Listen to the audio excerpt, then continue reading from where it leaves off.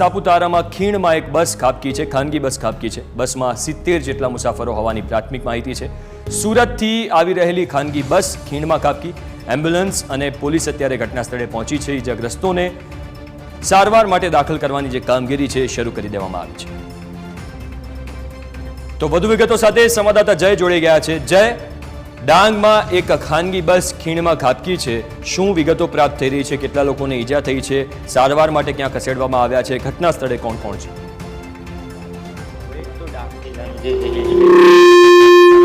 સાપુતારા ઘાટની અંદર સુરતથી એક પ્રવાસીઓની લક્ઝરી બસ હતી, તે આવતી હતી અને તે દરમિયાન તેની બસની અંદર વાત કરવામાં આવે તો 70 જેટલા પ્રવાસીઓ હોવાનું અનુમાન છે અને બસ છે તે ખીણમાં ખાબકી છે। મહત્વની વાત એ કહી શકાય કે જે ખીણમાં ખાબકી છે તેની અંદર કહી શકાય કે અત્યાર સુધીમાં 2 લોકોના મૃત્યુ થયા હોય તેના પણ અત્યારે સમાચાર સામે આવી રહ્યા છે। કહી શકાય સાપુતારાથી સામગાન અને સાંકટા રાષ્ટ્રીય ધોરીમાર્ગ પર અકસ્માત સર્જાયો હતો, જેમાં પ્રવાસમાં આવેલા જે લોકો છે તેમની લક્ઝરી બસ છે તે ઘાટ નીચે ઉતરી ગઈ હતી અને તેના કારણે તે લોકોને અકસ્માત સર્જાયો હતો। મહત્વની વાત એ કહી શકાય કે અત્યારે કેટલાક લોકો છે જે પ્રવાસીઓ હતા તે લોકો બસની નીચે દબાયા હોવાના પણ સમાચાર સામે આવી રહ્યા છે। બીજી તરફ કહી શકાય કે જેમાં આ અકસ્માતની અંદર 2 લોકોના મૃત્યુ થયા હોય તેના પણ સમાચાર સામે આવી રહ્યા છે। કહી શકાય કે સાપુતારા પોલીસ તેમજ 108ની ટીમ અત્યારે બચાવ કાર્યની કામગીરી છે તે શરૂ કરી દીધી છે અને અત્યારે આ અકસ્માતની અંદર 2 લોકોના મોત થયા હોય તેના સમાચાર અત્યારે સામે આવી રહ્યા છે।